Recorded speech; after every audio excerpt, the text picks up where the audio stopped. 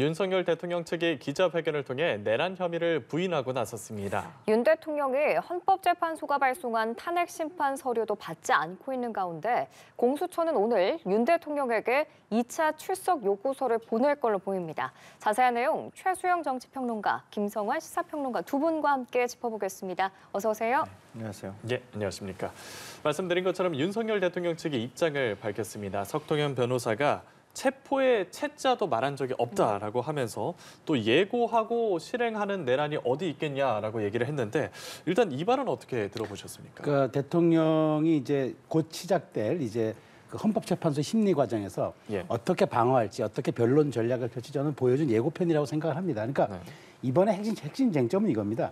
그 계엄을 앞뒤를 둘러싼 시행과 그 이제 철회가 중대한 헌법과 법률 위반이 있었는지, 그리고 국민의 신임을 배반했는지, 그리고 제일 중요한 것 왜 계엄군을 국회에 투입했는지를 이제 밝히면 되는 건데, 여기에서 이제 맨 마지막 계엄군을 국회에 투입한 이유가 질서 유지였고 그것이 목적이었기 때문에 내란은 아니었다. 그러니까 석동현 변호사의 표현을 따르면 내란 수준은 아니었고 굳이 얘기한다면 소란 수준이었다고 이제 얘기를 하는 것은 대통령이 아마 이 부분에 법리 논쟁을 가지고 아마 대비하겠다, 이 전략을 쓴 것으로 보입니다. 그렇기 때문에 향후 이제 변호인단이 구성되겠지만 사실상 석동현 변호사는 정식 변호인단은 아니지만 고문 자문 역할을 맡았기 때문에 아마 전체적인 조율과 그다음에 윤 대통령 측과의 이제 말하자면 물밑 그런 것도 아마 담당할 것 같아요. 그러니까 어제 그 좀 말하자면 일반적 수준의 이야기를 했지만 앞으로 윤 대통령이 심리가 본격화됐을 때 헌재에서 어떻게 방어 전략을 펴고 어떻게 법적 논리를 전개할 것인지 그걸 보여주는 저는 하나의 흐름, 그것을 예고했던 기자회견이었다, 이렇게 말씀드리겠습니다. 예, 역시 같은 얘기 여쭤보고 싶은데, 그런데 이 윤석열 대통령으로부터 국회의원 끌어내라는 취지의 발언을 직접 들었다는 이 증언들이 나오고 있거든요. 네. 이 거짓의 산을 나중에 가서 어떻게 무너뜨릴까 걱정이 좀 되는데요. 거짓의 산이요? 네. 그러니까 박근혜 전 대통령 탄핵 국면 당시에 지금은 의원이죠. 유영하 변호사가 그렇게 얘기했어요. 한 주길 바람에도 무너지고 말, 허물어지고 말 사상 누각을 좀 쌓고 있다. 검찰 수사를 비판하면서 그렇게 얘기했거든요. 어떻게 그때랑 지금하고 한치도 바뀐 게 없습니까? 어쩌면 똑같은 반응을 보입니까? 여기에 대해서 일단 놀랐고요. 윤 대통령이 그동안에 주장했던 것처럼 계엄이 고도의 통치행위다. 이런 주장들은 포괄적인 개념에 있어서 계엄의 정당성을 옹호하는 거지만 체포의 채자도 꺼내지 않았다는 얘기는 사실관계를 다투는 말이거든요. 근데 말씀하셨던 것처럼 지금 당시에 계엄군으로 동원됐던 특전사령관, 수방사령관, 그리고 경찰청장조차도 국회의원 체포 얘기하고 국회의원 끌어내라고 얘기했다는 얘기를 직접 들었다고 지금 증언하고 있는 상황입니다. 특히 오늘 중앙일보 보도를 보면은 국회가 계엄 해제하고 난 뒤에 합참 통제실에 그 벙커에 윤 대통령이 방문해서 거기에 사무실에 들어갔다는 거 아닙니까? 그 이제 비밀스러운 사무실, 제일 그 보안시설 중에 보안시설이라고 얘기하는 그 사무실에 들어가가지고 김용현 국방부 장관한테 국회에 몇 명 투입했냐고 물어봤다는 겁니다. 그래서 500명 투입했다니까 왜 500명 투입했냐고 1000명 투입하지 그랬냐, 이렇게 얘기를 했답니다. 체포의 채자도 꺼내지 않고 오히려 질서 유지를 위해서 군에 병력을 보냈다고 하는 사람이 왜 500명 보냈냐, 1000명 보내지, 이렇게 말을 뭐하러 했겠습니까? 그러니까 이런 증언들과 얘기들을 지금 다 군 관계자들이 검찰 조사나 경찰 조사 가가지고 다 이렇게 진술하고 있거든요. 근데 이런 진술을 나중에 가서 어떻게 허물 건지 도저히 말도 안 되는 주장들을 지금 하면서 국민들을 선동하지 말라, 이런 얘기 해주고 싶습니다. 예, 대통령 측은 내란 혐의를 인정할 수 없다며 어제 오전에는 외신을 상대로 또 오후에는 국내 언론 기자들을 상대로 회견을 연 건데 이런 행보는 어떻게 보고 계세요? 그러니까 오후에 내신 기자, 그러니까 우리 국민의 기자회견을 좀 뒤로 하고 외신을 왜 먼저 했느냐? 아마 여론전의 성격도 좀 있다고 저는 보는데, 중요한 건 지금 사실 해외에서도 우리 지금 이 계엄 사태 이후에 지금 헌재 심판이라든가 이런 부분들을 굉장히 관심 있게 지켜보고 있지 않습니까? 그런 측면에서 아마 해외 여론을 대상으로 아마 윤 대통령이 그 말하자면 헌재 심리에서 그렇게 우리가 불리하지 않다. 그리고 이제 여기에서 우리가 기각이 될 수도 있다는 걸 해외 언론 상대로 먼저 이렇게 그걸 설파한 것 같아요. 근데 해외 언론이 여기에 대해서 어떻게 반응할지 그거는 별개의 문제를 치더라도 지금 저 변호인단의 그런 모습들은 결코 이제 이 법리 논쟁에서 우리가 다투어 볼 만한 그런 그 생각이 있다는 것을 얘기하는 거고 해외 언론에 대해서 이렇게 얘기하는 건 어쨌든 지금 우리 국내 리스크라든가 지금 여러 가지 해외 신도 문제에서 지금 제기되고 있는 그 부분들이 많으니까 여기에 대한 어떤 말하자면 여론전의 성격과 좀 안심시키는 그런 이중적인 그런 어떤 포석을 깔고 있는 것 같아요. 근데 중요한 거는 사실은 뭐 여론이 어떻게 전개되느냐가 아니라 실질적으로 이 법리에서 어떻게 지금 헌법재판소가 쟁점을 가지고 판단할 거냐 이런 문제잖아요. 근데 지금 보면은 변호인단이 아직까지 완벽하게 구성되지 않은 걸로 봐서 국회는 소추 변호인단이 구성이 됐는데 아직까지 여긴 구성되지 않는 걸로 봐서는 그런 데 대한 여러 가지 좀 방어 전략들 측면에서 지금 그러니까 물론 김홍일 전 방통위원장을 중심으로 이렇게 한다는데 어떻게 법리 논쟁, 그러니까 지금 국회 소추위원단이 구성됐고 지금 국회가 탄핵한 소추 내용을 보면서 거기에 적합한 아마 변호인단을 좀 찾을 것 같아요. 그렇게 해서 대통령과 친분도 친분이지만 사실상 그거보다는 그 소추 안에 담겨 있는 그 내용들에 대한 정확한 법리 논쟁과 방어 전략을 펼칠 수 있는 그 부분들에 대해서 아마 전문가들을 좀 찾는 것 같은데 그런 측면에서 어제 내외신 기자회견은 저는 석동현 변호사가 자꾸 지금 말하자면은 왜 대통령이 소환에 응하지도 않고 그다음에 변호인단 구성을 늦추고 있느냐 거기에 대한 우려를 불식시키기 위해서 일단 그러니까 외신 기자회견, 내신 기자회견을 통해서 일단 좀 말하자면 좀 제어하자 그런 측면이 있는 것 같고 실제로 어떻게 변호인단이 구성되는지를 봐야 저는 대통령의 방어 전략에 어떤 얼개가 좀 드러나지 않을까 그렇게 생각이 됩니다. 뭐 장외 여론전에 나선 거다 이렇게 볼 수 있는 건가요? 그렇게밖에 해석이 안 되는 건데요. 지금 석동현 변호사가 무슨 자격으로 지금 대통령을 대변한다고 얘기합니까? 빨리 변호인단 구성해서 변호인이 얘기하라고 얘기를 해주고 싶어요. 그러니까 변호인이 얘기하면 나중에 가서 법률적 대응하는 데 있어서 부담이 될 거거든요. 그러니까 석동현 변호사가 나서서 변호인 자격이 아닌 뭐 고문이니 자문이니 이러면서 지금 얘기를 하고 있단 말이에요. 이게 거짓 선동하는 거다 이렇게 생각하고요. 좀 국가망신 그만시키라는 얘기 해주고 싶어요. 외신도 안 봅니까 대통령은? 석동현 변호사는 외신도 안 봅니까? 대통령 독재를 꿈꿨던 대통령을 또 대통령이 허물었던 민주주의 질서를 시민들이 다 회복하고 있다고 지금 외신들이 평가하고 있잖아요. 그런데 거기다 대놓고 이게 정당한 계엄이었다고 주장하면 어느 외신이 이걸 귀담아 듣겠습니까? 윤석열 대통령이 아직 현실 인식을 못하고 있다고 비판하지 않을까요? 그러니까 이런 어제 원달러 환율 1,500원, 1,450원 돌파했고요. 1,500원까지 간다는 얘기 합니다. 대한민국의 정치 불안이 지금 경제 불안으로 옮겨가고 있는 상황이거든요. 그런데 이런 식으로 외신에다가 이런 식의 얘기들을 계속 해버리면은 대한민국의 신인도가 계속 떨어질 수밖에 없잖아요. 좀 부디 한번 잘못된 판단을 한 것으로 좀 그쳤으면 좋겠다. 더 대한민국을 흔드는 일들을 좀 벌이지 않았으면 좋겠다. 이런 말을 해주고 싶습니다. 예. 평론가님 말씀하신 것처럼 이석동현 변호사가 자신은 공식 변호사가 아니고 또 변호인단을 구성을 하는 걸 준비 중이다 이런 얘기들을 했거든요. 그러면 이런 상황들을 고려했을 때 변호인단을 구성해서 지금 예고된 소환에 변호인단을 대동해서 응할 거라고 보십니까? 그것도 사실은 지금 뭐 장담을 하기 어려운 상황인 것 같아요. 왜냐하면 헌법재판소 탄핵소추 서류조차도 지금 송달받지 않고 있는 상황이잖아요. 당당하게 맞서겠다면서요. 그리고 법률적 정치적으로 책임을 지겠다고 말했잖아요. 국민들 앞에. 이게 지금 책임지는 모습입니까? 관저에 숨어서 자기랑 친했던 변호사를 좀 바깥으로 내보내가지고 자기 입을 대신하게 만들고 그리고 변호인단 구성하는 거 시간 걸린다고 얘기하면서 지금 시간을 끌고 있는 상황이잖아요. 그리고 국민의힘은 헌법재판관 임명하는 것도 지금 못하겠다고 지금 버팅기고 있는 상황이고요. 이게 무슨 얘기입니까 이게. 정말 통치행위였고 정말 당당하다고 하면은 법률적인 대응도 좀 당당하게 했으면 좋겠다. 이렇게 시간 끌어가지고 뭘 얻으려고 하는지 모르겠지만 이런 식으로 얻는 것도 제가 볼 땐 별로 없어요. 왜냐하면 박근혜 대통령 탄핵 국면에서도 똑같은 행태를 보였거든요. 근데 그때도 전혀 통하지 않았어요. 근데 제가 볼 때는 헌법재판소에서도 그렇고 23일이면 이미 송달됐다고 판단하고 탄핵 심리 그냥 들어갈 겁니다.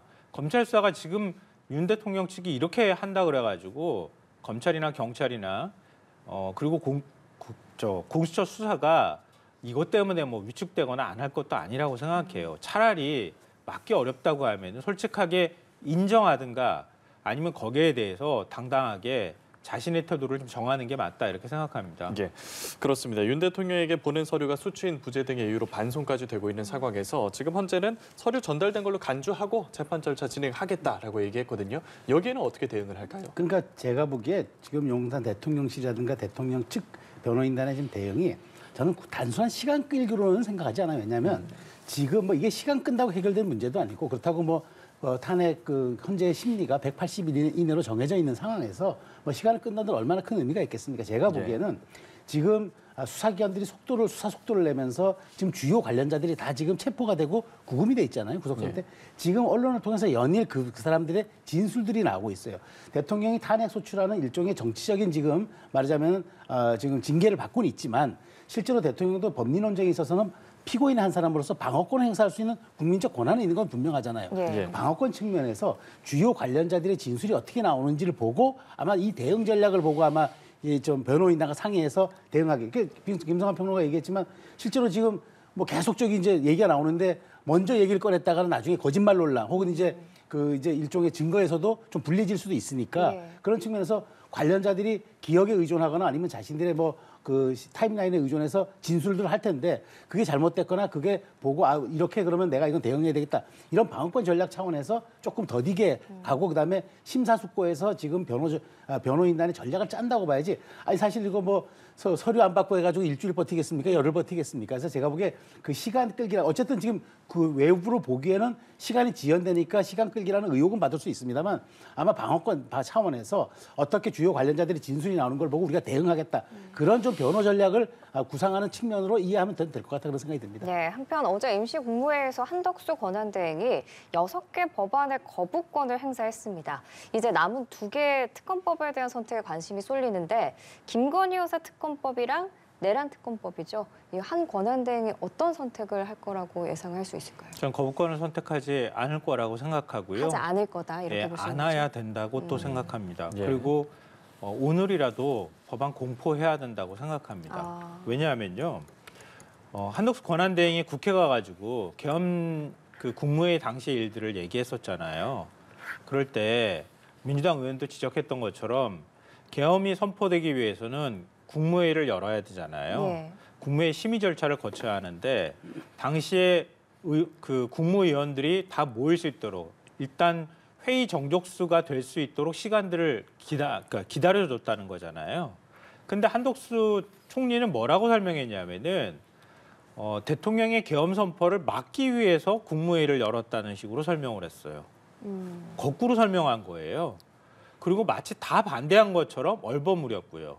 근데 실제로 명시적으로 반대한 국무위원은 2명밖에 없다고 얘기를 하잖아요. 왜냐하면 손들어보라고 하니까 2명밖에 손들지 않았단 말이에요. 반대했다고 하는 거를. 그럼 한덕수 국무총리는 내란의 공범이 될 수 있다는 얘기가 되는 겁니다.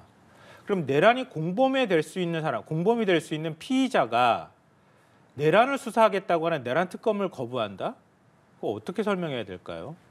그리고 윤 대통령이 계엄 선포할 때 갑자기 계엄을 선포했던 가장 중요한 이유 중 하나가 자신의 배우자와 관련되어 있는 문제, 김건희 여사와 관련되어 있는 특검을 자꾸 야당에서 추진하는 거에 분노했기 때문이다. 이렇게 얘기를 하고 있거든요. 그럼 김건희 여사 특검을 거부할 명분이 뭐가 있습니까? 권한대행이. 근데 지금 시간 끌고 있잖아요. 12월 말까지 지켜보고 판단하겠다. 이런 식의 얘기를 하고 있단 말이에요. 지금 대한민국의 상황이 그렇게 한가합니까? 권한대행한테 국민들은 그 권력을 위임해 준 적이 없어요. 지금 권력을 위임해 준 건 대통령한테 위임해 준 거란 말이에요. 그럼 권한대행이 대통령의 권한을 위임받았을 때, 그러니까 대통령이 직무를 정지당했을 때 그 권한을 대행하는 것일 뿐인데 마치 대통령처럼 나 이거 싫어. 우리 원래 집권당하고 기조가 맞지 않아. 윤 대통령이 받아들이지 않았던 거야. 라고 권한을 행사하는 건 굉장히 적극적인 권한 행사에 해당하기 때문에 애초 권한대행이 가진 권한에도 위배되는 것이다.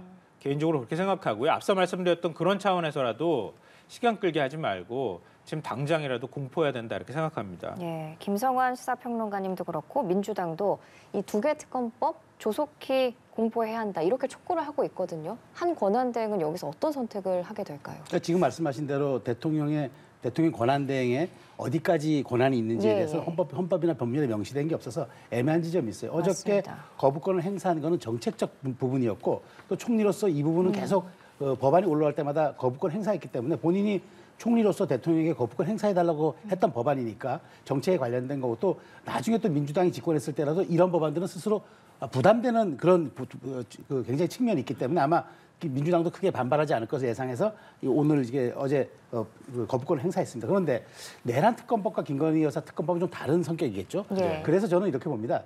그러니까 내년 이게 1월 1일까지가 이제 시간인데 그 전에 저는 약간 그 아마 담화 형식이나 여론전 형식을 빌려서 그렇다면 내가 거부권을 그 그러니까 이번에는 내가 행사하고 다음에 행사하지 않을 테니까 14개 혐의에 대한 그런 여러 가지 의혹만으로도 구성된 이런 그러니까 특검법안과 그다음에 말하자면은 모두 어쨌든 야당이 특검을 추천할 수 있는 권한. 그러니까 무조건 야당이 추천하고 거부권을 행사하지 않으면은 가장 연장자가 자동적으로 임명하게 되는 그런 구조잖아요. 예. 이런 독소 조항은 사실 민주당 내부에서도 조금 얘기가 있었어. 이건 조금 과하지 않느냐. 그러니까 그런 것만 빼고 특검법을 온다면은 그때는 거부권 행사하지 않겠다. 한덕수 권한대행이 그렇게 제의할 역제의할 수 있다고 저는 있다라고. 봐요. 그러니까 왜냐하면 지금 말씀하신 대로 도대체 대통령의 권한대행의 권한이 어디까지냐는 명시적으로 된 바가 없기 때문에 이렇게 정치적으로 예민하고 정무적 판단을 요하는 이런 법률안에 대해서 거부권을 행사하느냐의 논란이 있을 수가 있어요. 예. 그렇지만 이 법안이 갖고 있는 독소 조항과 위헌적 부분에 대해서는 전 한덕수 권한대행 얘기하고 정말 의혹이 규명돼야 할 부분들을 정확하게 특검에 담고 그다음에 특검의 결과가 발표됐을 때 국민들이 다 납득할 수 있도록 중립적이고 독립적이고 아주 그 객관적인 권한을 행사할 특검이 온다면 이 법안에 대해서는 거부권 행사하지 않겠다고 저는 이 부분을 뭐 담화 형식이든 아니면 민주당 핵심 의원들과의 뭐 물밑 조율이든 그런 식으로든 저는 한 대행이 할 필요는 있다. 그렇게 해서 이 부분에 대한 야당의 반발을 좀 누그러뜨릴 필요는 있다라고 생각이 되고 여기에 대한 것은 아마 한 대행과 그런 지금 그러니까 대통령실 일부 참모들도 지금 여기에 제 계속적인 업무에 협조를 하고 있기 때문에 예. 이 부분들은 좀 그런 것들의 여론 지형을 보면서 좀 감안하지 않을까 그런 생각이 듭니다. 예, 이 얘기도 여쭤보겠습니다. 헌법재판관 후보자 3명 임명이 아직 안 됐잖아요. 네. 어떻게 풀어가야 할까요? 그러니까 저는 이 부분이 이제 어저께 거부권 그 행사와 맞물려서 저는 예상이 된다고 봐요. 그러면 거부권을 행사하고 그러니까 이제 헌법재판관 임명을 안 하냐? 그러면 이제 이게 양쪽의 논리가 모순되는 거 아닙니까? 그러니까 거부권도 행사할 권한이 있다면 임명권을 행사할 권한도 있다. 더군다나 국회 헌법재판관에 대해서는 국회가 이미 다 사람을 골라놓고 청문 거쳐가지고 추천하는 그 형식이기 때문에 대통령 권한대행의 사인이라는 건 일종의 기계적이고 관행적이고 절차적인 문제에 불과한 거지 판단의 영역은 사실 아닐 수 있잖아요. 그런 측면에서 저는 어저께 거부권을 행사한 게 헌법재판관이 물론 이제 그래서 국민의힘은 아직은 뭐 서두를 필요가 없다고 생각하지만 어쨌든 지금 인사청문 일정까지 다 잡아놓은 상태이기 때문에 저는 민주당이 이 부분을 가지고 권한대행의 결재를 요구한다 그러면 사실 국민의힘도 이 부분에 대해서는 크게 지금 말하자면은 안 된다고 할 그런 논리가 좀 부족한 건 맞아요. 그렇기 때문에 저는 이 부분은 그 헌법재판관이 진행되면은 대통령 권한대행이 사인할 수도 있는 그거는 저는 그 과정이 와 있다고 저는 생각을 합니다. 예, 어떻게 전망하십니까? 그래서 저는 그렇게 될 거라고 봅니다. 말씀하셨던 것처럼 자기 모순에 빠지게 되거든요. 그러니까 양국관리법 등 6개 법안에 대해서 적극적인 권한 행사를 한 거잖아요. 권한 대행으로서. 그래서 거부권을 행사한 거 아닙니까? 그러면 권한 대행한테 이런 거부권을 행사할 만한 권한이 있다는 걸 스스로 밝힌 거나 다름이 없단 말이에요. 그리고 헌법재판관 문제는 이미 사실 박근혜 전 대통령 탄핵 국면에서 다 정리된 거나 마찬가지예요. 왜냐하면 그때 논란이 됐던 거는 대통령 몫인 헌법재판소장, 당시 박한철 헌재소장 공석인 자리를 메울 거냐 말 거냐 이거 가지고 논란이 됐던 거란 말이에요. 근데 이번에는 대통령 몫이 아니라 국회가 추천하는 몫이잖아요. 그러면은 국회가 추천하는 몫의 권한대행은 추천권을 행사하거나 지명권을 행사하는 게 아니란 말이에요. 그럼 국회가 추천해서 국회 인사청문회를 통과한 헌법재판관, 그 재판관을 그냥 임명하면 되는 거란 말이에요. 이걸 왜 임명하지 말라고 얘기하는지 말이 안 된다고 보고요. 무엇보다도 국민의힘 권성동 원내대표는 그 8년 전에 자신이 취했던 태도대로 하면 된다고 저는 얘기해주고 싶어요. 그때 임명해야 된다고 얘기를 했거든요. 근데 이번에는 임명하면 안 된다고 하는 이런 논리가 왜 등장했는지 모르겠는데 이런 식으로 이제 이른바 침대 식구처럼 이렇게 시간을 끌다 보면 또 다른 기회가 오겠지 뭐 이런 식의 생각들을 하는 것 자체가 집권 여당으로서의 책임을 방기하는 거고 권한대행으로서 책임을 방기하는 거다.